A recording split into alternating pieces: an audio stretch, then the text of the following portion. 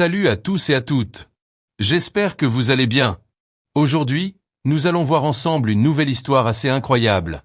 Mais avant de plonger dans cette nouvelle aventure, je vous invite à visiter la chaîne d'un ami nommé Willanko. Cette chaîne est dédiée au manga et présente aussi des contenus assez intéressants. Sur ce, bon visionnage. À Luo City, plus précisément sur la rue piétonne, la date était le 2 mars 2030. Les rues grouillées de vie et les panneaux publicitaires se superposaient dans une scène urbaine bruyante. Dans le bureau de la société Young Fan Management, l'atmosphère était chargée de tension alors que le chef de gang, assis froidement, allumait une cigarette. Il demanda au jeune homme assis devant lui s'il comprenait vraiment ce que signifiait d'emprunter une somme aussi énorme que 5 millions.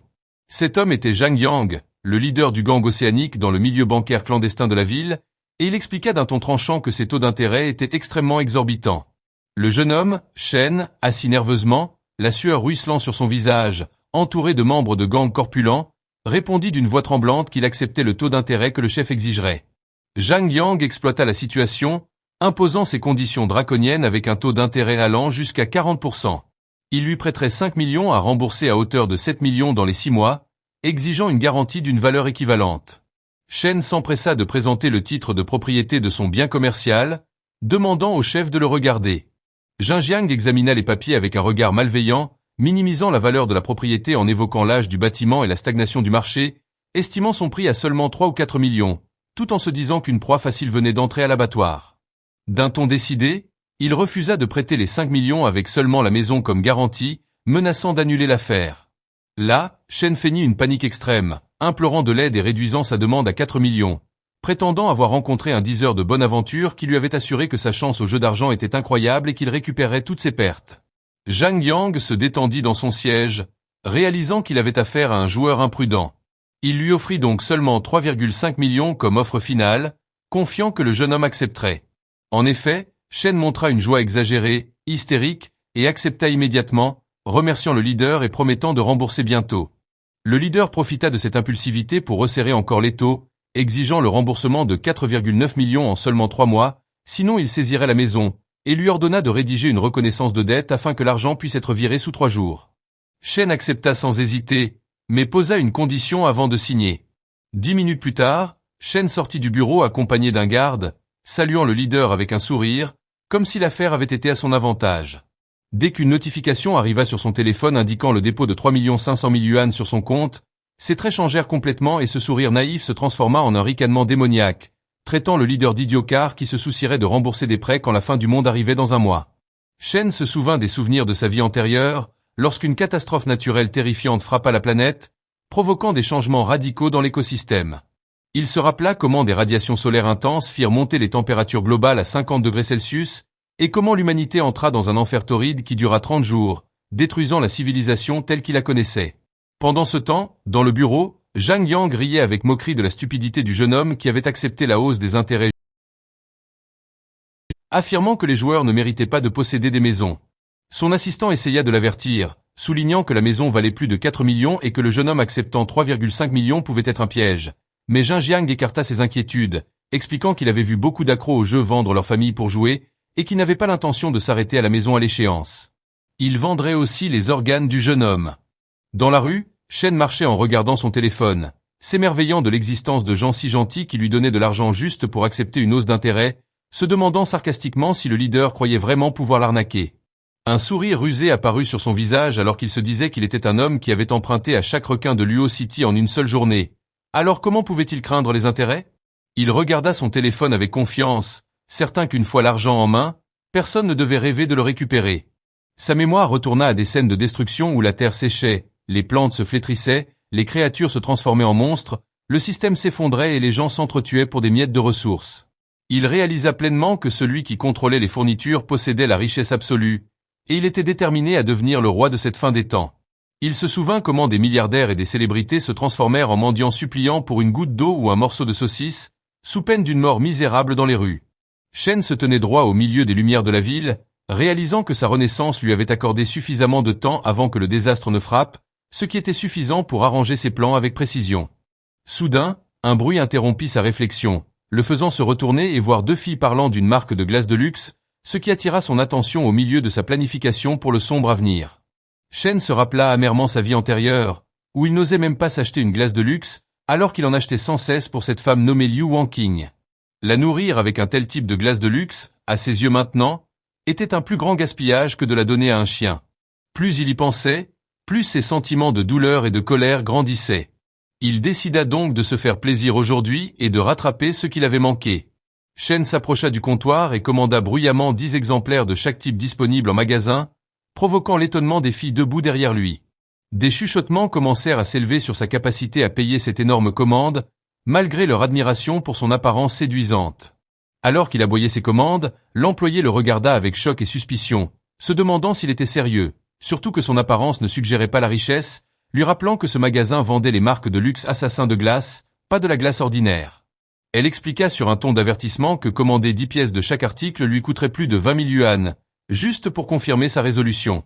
À ce moment, une femme aux cheveux roux intervint d'une manière sarcastique, critiquant ses vêtements simples, et annonça avec défi qu'elle s'agenouillerait devant lui et se prosternerait immédiatement s'il possédait le prix de ce qu'il avait commandé. Shen se tourna vers elle avec un regard perçant et un sourire confiant, lui demandant si elle pensait vraiment ce qu'elle disait. La femme fut troublée, mais essaya de maintenir son arrogance, refusant l'idée de se prosterner devant lui et doutant que son statut lui permette d'agir avec autant d'assurance. Mais Shen répondit avec une froideur terrifiante, lui disant qu'il lui avait offert une issue, mais qu'elle insistait pour l'abîme, et maintenant personne ne l'empêcherait de tenir son pari.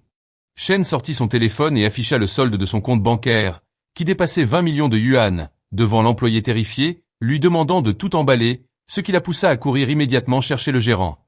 Le gérant, fait, arriva en hâte et avec le plus grand respect, pour que Shen lui ordonne de calculer le prix de chaque glace du magasin, annonçant son désir d'acheter tout le stock pour fermer le magasin plus tôt. Le gérant commença à calculer, ne pouvant croire sa chance qui s'était transformée en fortune, car ces produits coûteux se vendaient rarement en telle quantité. Le gérant dit à Shen que les articles en vitrine valaient 70 000 yuan, et avec l'inventaire, la valeur totale atteignait 1 million de yuan. Shen ne trouva pas le montant élevé. Au contraire, il y vit une opportunité de stocker de la nourriture de luxe à cacher chez lui et à apprécier quand le désastre frapperait. Il transféra 300 000 yuan comme acompte et donna son adresse au gérant pour envoyer les marchandises plus tard, ce que le gérant reçut avec une immense gratitude. Shen se tourna ensuite vers les filles du magasin, les invitant à choisir la glace qu'elles voulaient à ses frais.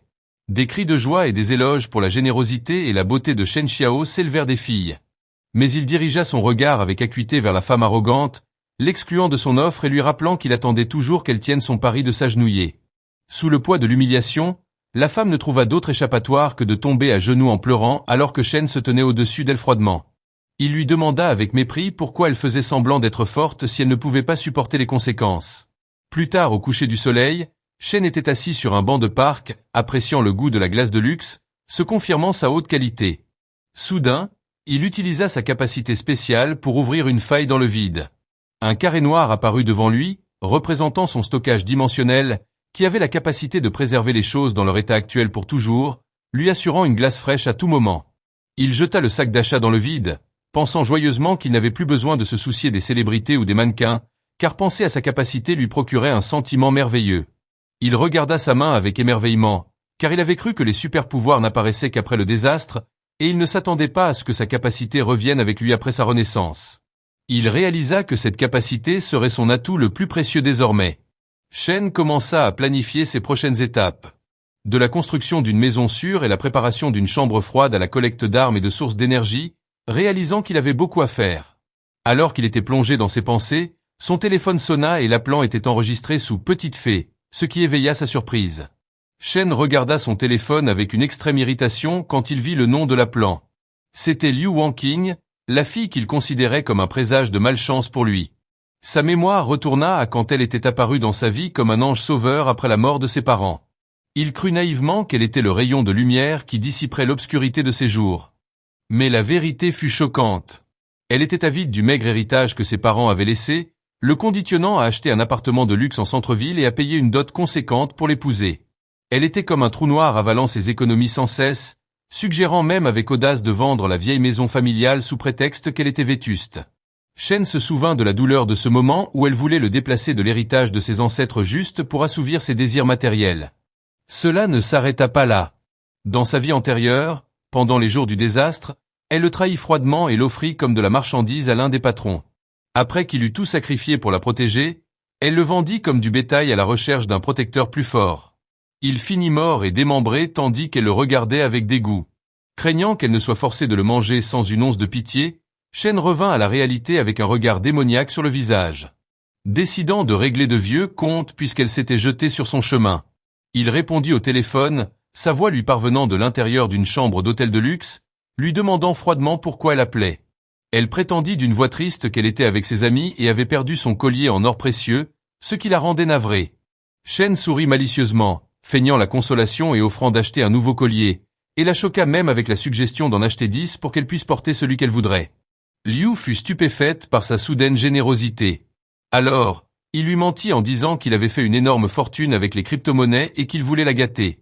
Bien qu'elle soupçonnait que cela pouvait être une arnaque, il la tenta en parlant d'un énorme plan à venir dont il tirerait beaucoup. Il lui demanda une simple faveur, être témoin d'un prêt qu'il obtiendrait pour augmenter son capital, en échange de quoi il lui donnerait 5% du montant comme commission. Pendant ce temps, un homme âgé sortit de la salle de bain se plaignant de la longueur de son appel. Elle lui demanda d'attendre un peu d'un ton coquet. Pendant que son esprit travaillait rapidement, elle calcula froidement. Elle gagnait peu à servir ce vieil homme toute la nuit, alors que signer un papier avec Shen lui rapporterait 50 000 yuan. Et comme il était un lâche à ses yeux, il n'oserait pas la tromper. L'appel se termina et le vrai visage de Shen, plein de menaces, apparut, attendant avec impatience le moment de se venger d'elle. La scène changea pour un autre endroit où Shen se tenait devant un immeuble résidentiel accompagné d'un ingénieur, exigeant que l'endroit soit transformé en forteresse imprenable. En un mois, il commença à énumérer des demandes impossibles telles que du verre composite par balles, des murs extérieurs renforcés avec du béton militaire, des panneaux solaires couvrant tout le toit, des générateurs indépendants et un système de filtration d'air de qualité militaire. Il ajouta un écosystème autosuffisant et des portes anti-explosion avec serrures biométriques et mécaniques, faisant transpirer l'ingénieur devant l'ampleur des demandes. Son objectif était clair, un abri de combat entièrement intégré qui soutienne la vie. L'ingénieur pensa que Shen n'était qu'un survivaliste ou influencé par des films de science-fiction. Mais Shen l'interrompit sèchement, lui rappelant son titre de maître en défense et provoquant sa fierté professionnelle quand il hésita sur le budget. L'ingénieur le regarda comme une personne riche excentrique avec plus d'argent que de bon sens. Voyant une opportunité en or, Shen régla l'affaire en transférant 1 million de yuan comme acompte immédiat, laissant l'ingénieur libre de déterminer le montant restant à la fin des travaux. L'ingénieur faillit voler de joie, croyant avoir trouvé une prise qui lui assurerait la liberté financière d'un coup. Shen insista strictement sur la qualité des matériaux, et les deux hommes se serrèrent la main pour sceller l'accord. À ce moment, les vraies intentions s'entrechoquèrent comme des bêtes de feu et de glace. L'ingénieur planifiait de vider l'argent de ce jeune homme riche, tandis que Shen planifiait de ne jamais payer le solde final parce que la fin du monde précéderait la date d'échéance, et personne ne le retrouverait. Puis, après que Shen eut assuré que sa forteresse imprenable était sécurisée, il commença à penser à l'étape suivante, se procurer des fournitures de médicaments, de nourriture et de produits de première nécessité. Il considérait ces questions comme la partie facile de son plan, mais ce qui occupait vraiment son esprit était le fait que le vrai danger dans l'apocalypse n'était pas le désastre lui-même, mais l'obscurité de l'âme humaine quand la loi et l'ordre s'effondraient. Et s'il pouvait obtenir des armes de mêlée dans n'importe quel magasin, obtenir des armes à feu pour assurer une force létale était le plus grand défi. Il saisit son téléphone et commença à chercher dans des canaux secrets et des sources directes, plaçant la sécurité comme priorité absolue dans sa recherche. Il contacta un vendeur s'enquérant de la méthode d'achat, et la réponse arriva fixant un rendez-vous à 20h avec une adresse à envoyer plus tard, en insistant pour ne pas être en retard. Shen arriva à l'endroit désigné la nuit, mais il fut surpris par le choix du vendeur d'un quartier résidentiel animé comme point de rencontre. Soudain, le calme de la nuit fut brisé par une fille courant dans une panique extrême, poursuivie par un groupe d'hommes, lui criant des insultes et lui ordonnant de s'arrêter. Les hommes coincèrent la fille au coin d'une rue, l'accusant de trahison sur leur territoire et la menaçant de mort. La fille se réfugia derrière Shen Xiao, tremblante, le suppliant de la sauver. Quand les yeux de Shen tombèrent sur le visage de la fille, il fut choqué, car il la reconnut immédiatement. C'était l'YQ, et il se demanda ce qu'une fille comme elle faisait dans un endroit pareil. Pendant que les hommes la menaçaient et qu'elle criait, Shen observa la situation avec stupéfaction. Il la regarda attentivement pour confirmer son identité, se souvenant des jours de collège où l'YQ était l'élève surdoué et la déesse admirée par d'innombrables garçons, rayonnante de lumière et de beauté. Shen revint à la réalité à la vue d'un des hommes lui tirant violemment les cheveux pour exiger de l'argent. Un autre homme intervint avec un sourire malveillant, suggérant à son chef de la faire payer avec son corps si elle n'avait pas d'argent. Ici, Shen ne put rester silencieux. Alors il intervint avec un regard perçant et leur ordonna de la laisser partir. Les hommes se tournèrent vers lui avec mépris tandis que l'YQYQ le regardait avec espoir. Un des voyous ne perdit pas de temps et attaqua Shen avec un accent en colère, essayant de le battre et de l'écraser pour s'être mêlé de ceux qui ne le regardaient pas. Mais Shen esquiva l'attaque avec une habileté et une agilité inattendues. Il attrapa la main de l'attaquant et la tordit avec une force qui fit crier l'homme de douleur. Puis, avec un mouvement rapide comme l'éclair, il l'envoya au sol d'un coup puissant. À ce moment, un étrange écran système apparut devant Shen, annonçant la détection d'émotions négatives intenses de peur, douleur et colère. Shen se tenait au milieu d'une aura d'énergie, surpris par l'activation du système de récolte d'émotions négatives, quelque chose qu'il ne possédait pas dans sa vie antérieure. La situation ne lui laissa pas le temps de réfléchir car le chef du gang attrapa l'YQYQ, menaçant de la tuer si Shen faisait un seul pas. Mais soudain, une autre personne intervint, lançant une brique du sol avec une vitesse et une précision étonnantes pour frapper le chef directement au visage et le faire tomber. Cette personne apparut en se moquant d'eux, les réprimandant pour un groupe d'hommes adultes s'en prenant à une fille seule. Les hommes s'enflammèrent de rage et se ruèrent vers eux avec des battes et des bâtons, hurlant avec l'intention de tuer. Mais Shen les affronta froidement, contrant leurs attaques avec une super vitesse, tandis que l'autre personne parvint à maîtriser un des membres du gang. Il concentra son regard avec acuité sur son adversaire, lui assénant un puissant coup de poing qu'il envoya au sol, tandis que l'autre personne exécutait un mouvement acrobatique, sautant en l'air et donnant un coup de pied puissant à l'un d'eux pendant que les autres tombaient, contrôlant complètement la bataille. Shen Xiao se tenait au-dessus des corps des agresseurs tombés au sol, piétinant l'un d'eux avec force. D'un regard froid et ferme, il leur ordonna de quitter immédiatement son champ de vision. À ce moment, des écrans système bleus apparurent devant lui, annonçant l'activation de la fonction de récolte d'émotions négatives alors que des points de peur, panique, douleur, désespoir et humiliation affluaient de ses adversaires, conduisant au déverrouillage d'une nouvelle extension pour son stockage du vide pour la première fois. Pendant que les voyous fuyaient en hurlant de terreur, Shen sourit intérieurement, réalisant que l'idée de récolter les émotions négatives des autres était vraiment intéressante. L'YQYQ se tourna vers lui, encore sous le choc, et le remercia avec gratitude de l'avoir sauvé. Surpris de la rencontrer en ce lieu, Shen lui demanda avec inquiétude si elle était blessée, puis sortit une chemise et la posa sur ses épaules pour la réchauffer, lui conseillant d'être prudente car il devait partir s'occuper de certaines affaires. Soudain, l'autre personne, dont le nom était Mohan, les interrompit, louant le style héroïque de Shen pour avoir sauvé la fille. Shen se présenta et révéla qu'il était la personne qui avait arrangé la rencontre. Mohan fut surpris que Shen soit l'acheteur, considérant la coïncidence qui les avait réunis comme un coup du destin. Le vendeur essaya d'utiliser un code secret étrange pour les présentations, mais Shen le regarda froidement et le traita d'idiot. Le système détecta immédiatement des émotions de stupéfaction et de confusion de la part du vendeur. Alors Shen rectifia la situation avec un rire sonore, prétendant que c'était juste une blague pour détendre l'atmosphère. Puis il dit le mot de passe qu'ils avaient convenu. Modang le crut et l'invita à le suivre avec enthousiasme. Ils arrivèrent à une maison isolée où le vendeur exhiba une boîte contenant un pistolet de fabrication russe, en vantant la durabilité et la puissance tout en avertissant en même temps de la rareté des munitions et du besoin de les utiliser judicieusement. Shen inspecta l'arme avec compétence et professionnalisme, ce qui impressionna le vendeur, qui le considéra comme un véritable expert et décida de lui faire un prix d'ami spécial. Mohan remarqua que toutes les actions de Shen indiquaient qu'il était une personne expérimentée dans ce domaine. Shen exploita la situation intelligemment et, avec un regard rusé, il commença à exiger un silencieux, une carte de garantie et une boîte supplémentaire de munitions en cadeau gratuit.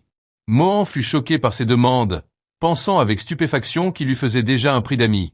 Le vendeur s'enflamma de colère, expliquant que c'était un marché noir où les biens se vendaient au double du prix, pas un magasin d'électroménager, pour demander des garanties et des cadeaux.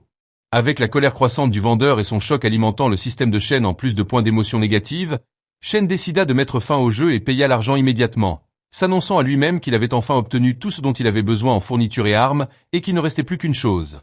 La scène changea pour un hôtel de luxe sous le clair de lune, où Liu Wanqing attendait avec impatience. Elle reprocha à Shen avec une coquetterie artificielle son retard et lui demanda avec suspicion si son plan était sans risque, alors il la rassura avec des paroles douces. À l'intérieur, il se moquait d'elle et de sa cupidité. Liu le regarda avec mépris en secret, croyant qu'il n'était qu'un suiveur naïf qui vendait son sang pour lui acheter un sac et qu'il était trop lâche pour la tromper. Dans le bureau de prêt, le leader loua sa belle signature tandis qu'elle ne se concentrait que sur l'argent.